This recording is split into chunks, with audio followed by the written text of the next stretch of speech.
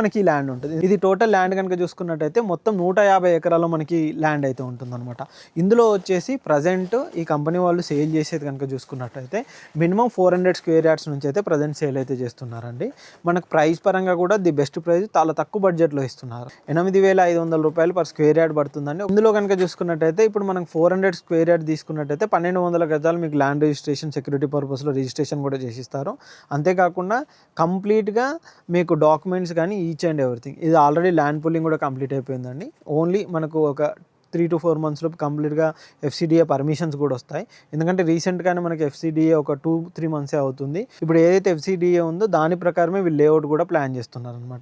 ఈ విధంగా మనకు ఫ్యూచర్ సిటీకి చాలా నియర్ బై ఉండే విధంగానే మనకి ఈ ప్రాజెక్ట్ ఉంటుంది. నాకు దీని పక్కనే కనెక్టివిటీ పరంగా చాలా కంపెనీస్ ఉంటాయి. అవి ఏమేమి వస్తున్నాయి ఏంటి, ఇక్కడ ఎవరెవరు ఎంతమంది ఇన్వెస్ట్మెంట్ పెట్టారు అనే కంప్లీట్ డీటెయిల్స్ కూడా మీకు కింద డిస్క్రిప్షన్లో మెన్షన్ చేస్తాము. ఒకసారి చూడండి. ఎందుకంటే ఇది చిన్న ప్రాజెక్ట్ కాదండి, చాలా పెద్ద ప్రాజెక్టు. హై లెవెల్లో కంప్లీట్గా మంచి లగ్జరీగా గేటెడ్ కమ్యూనిటీగా వచ్చే విధంగా మనకి ఓపెన్ ప్లాట్ ప్రాజెక్ట్ అయితే డెవలప్మెంట్ అవుతుందన్నమాట.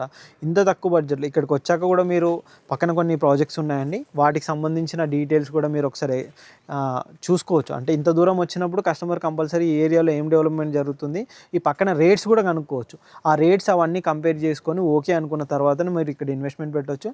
మీరు కంప్లీట్గా లీగల్ ఒపీనియన్ ఇవన్నీ తీసుకున్న తర్వాతనే ఇక్కడ ఇన్వెస్ట్మెంట్ పెట్టవచ్చు.